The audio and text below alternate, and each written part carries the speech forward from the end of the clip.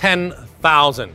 That's the number of steps health experts suggest people take on a daily basis to reduce the risk of heart disease and strokes, among others. But do you know how many steps the average Malaysian takes per day? According to one 2017 study by Stanford University, Malaysians only walk an average of 3,963 steps a day. To some extent, it's understandable. Who wouldn't prefer an air-conditioned car ride to a walk, especially with our hot and humid weather? But there is another reason why we don't get enough steps in.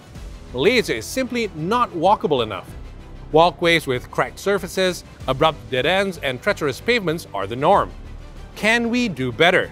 We design our cities all this while for cars. Therefore, our pathways for pedestrians, for example, it's always been a last-minute design, or it was not designed properly as part of the design component when it comes to city planning. And it goes beyond city planning. The details matter too, from design features to safety considerations. I think the design features of walkway should be improved.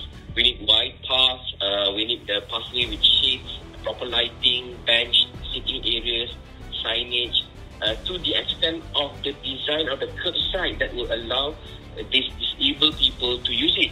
One Agil also emphasized the importance of safety measures to prevent cars from speeding at pedestrian crossings and the need for stricter enforcement of walkway regulations. So better planning can help.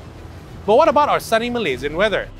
Baru MP Sinza Zin suggests learning from our southern neighbour.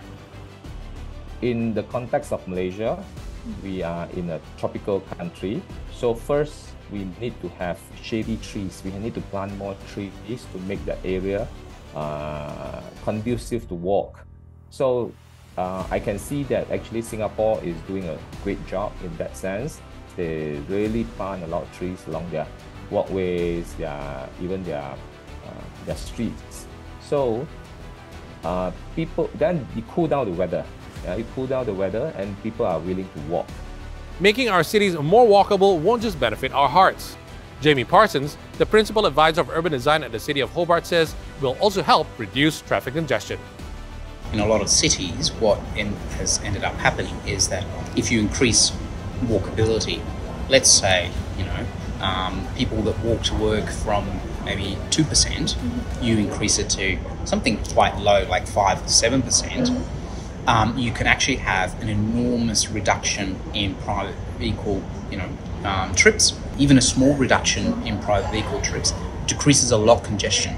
Jason Desmond and Amira Huda, FMT News.